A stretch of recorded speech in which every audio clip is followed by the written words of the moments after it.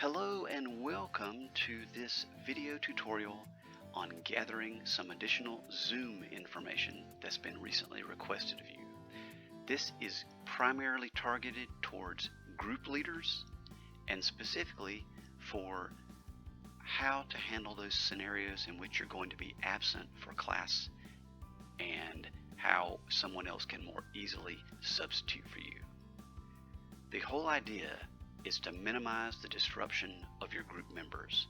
And for those of you meeting via Zoom, we don't want the group members to have to attend a separate Zoom meeting than what they're accustomed to. So by giving us this additional information, this will help us, the staff, to provide a substitute for you when you're absent and allowing your group members to still connect in the same way that they do every week. So that's the idea. We don't really communicate to the group members that you, the leader, are going to be absent, and therefore we're not communicating to them.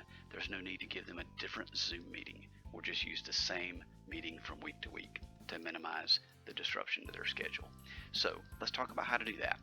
We're going to be talking about logging into your Zoom account and about some information you can get there. You also have a couple of choices that can make life easier for you or more secure for you, however you want to look at it. So let's take a look here. First of all, you want to go to your web browser. We're not in the Zoom app. We're going to be in a web browser today. And you're going to go to Zoom's website, which is called zoom.us. So type that into your location in your web browser. Go to zoom.us. And when you're there, if you look in the top right area, you'll see a link to sign in. So if you don't do sign up, you already have an account, but if you click sign in, you'll be given a standard looking login page, and from here is where you would input your Zoom account email address and password. This is what you used at the beginning of the year to create your Zoom account. Now, this is the first piece of information that you could send to us.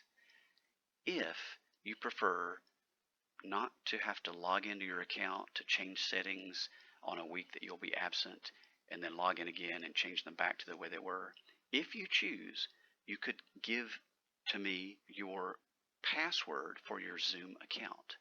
Now, the downside to this is this would allow me or whoever is filling in for you that week, it would allow them to have full access to your Zoom account. So they would be able to see any other personal meetings that you've set up, like family meetings, or maybe you use this Zoom account for your business. So anything that's in your Zoom account, they would be able to see. Of course, they're not going to change any of that, but still, it does open up, even for some accidental manipulation of it. But if you wanted to proceed that way, you could provide us with the email address that you use for Zoom and the password. The other way that we can access your account and substitute for you when you're absent is by the following. So let's log into our account and let's go see where that information is.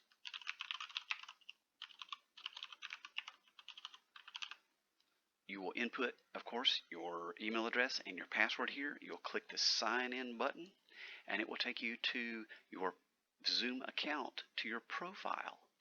Now, let me call a timeout here for just a second. This is where you will eventually land. But what if, when you first went to the Zoom website, what if you didn't see up here sign in? Notice that these menus are different. There's no sign in up here. Well, if you see this, that means that you're already logged in to your Zoom account. Therefore, just click My Account. So click that, and notice you're at the same place you would have been had you logged in freshly. Okay, one additional point, depending on the size of your browser and depending on how big you have the text set, you might not see this left side panel. Notice these 5 areas over here. If you click on a tab, it will change what's on the right side. So this is a navigation pane. All right, this navigation pane will disappear depending on the size of your web browser. As I increase the size of the font of the text, notice that eventually it disappears. It's not on the left side anymore. It's gone. Instead, it's moved up to the top. See, it says profile. See, it's gray. There's a gray bar. The little chevron icon here lets you know that this is actually a menu. So you can click this entire bar and it pops down and it shows you again those 5 tabs that you can use to navigate. So when you click one, it takes you to that page. But how do I get back to my profile? Well, go back to the top, the navigation bar at the top, click it, and here it pops down again, and there are your choices. I can look at my settings. When I'm done with my settings, I go back here, click it, go to profile again, and I'm back to profile. All right, I'm now going to make it a little smaller again so that we can fit it. And here we go. All right, now that you've landed on this profile page, here is the piece of information that we requested recently. This will help with substituting for you when you're absent. We need the host key. So scroll down just a little bit, go under the meeting subsection, and there it is. There's host key.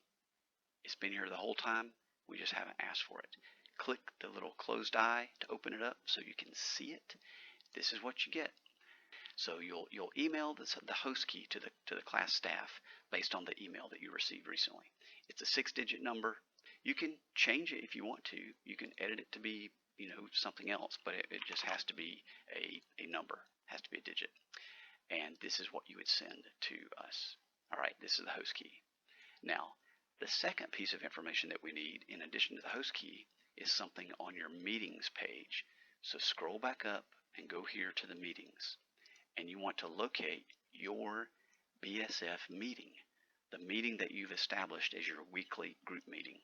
And this one, I've named it very generically BSF discussion group.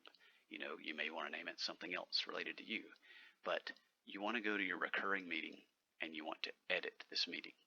Now, before I click edit, I also want to mention that it's possible that some of you didn't create your meeting such that it shows up under here, but instead you chose to use the personal room, which is a default meeting that Zoom creates for your account to always have. So I'm going to click this, and in the personal room, this is where you could access your personal room and where you would need to click edit.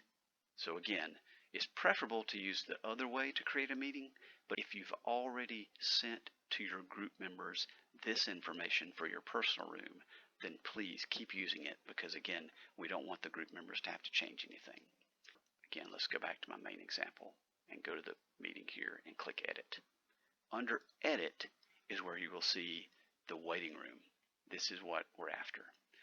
On a week that you're going to be absent, and if you're wanting us to use the host key method to get into your room, then you will need to disable the waiting room.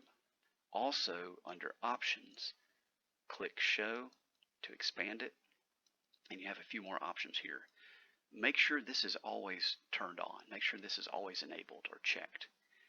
This will let me, or whoever is substituting for you, this will let us attach to your meeting, and because the waiting room is disabled, we will essentially be in the meeting, and then we can run the meeting as your group members join. Plus, with the combination of the host key that you provided, this will allow us to have host privileges, and we'll be able to control the other aspects of the meeting like a host can do. That's the 2 pieces of information that we need. We need the host key that again is under your profile, down here, host key. Go to your meetings, and under your specific meeting, you must click edit. If you just click the meeting itself, you'll see the information about it, but nowhere on here can you manipulate the waiting room. You'd have to again click edit, and under edit is where you have the waiting room checkbox. And again, you always want to have this on, checked, enabled, except for the week that you're going to be absent. And if we don't have your Zoom account email and password, and you don't want us to access your account that way, if you want us to access your account this way with the waiting room and the host key, then you need to have waiting room turned off. And also, please remember, any changes you make here, you must do a save, or it's not remembered. You want to save that and get to here.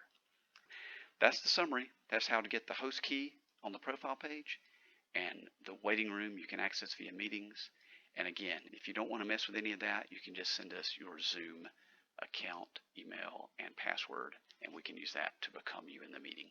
But again, that's a little less secure from your point of view. So hopefully this has been helpful, and I look forward to seeing you at our next meeting. Take care.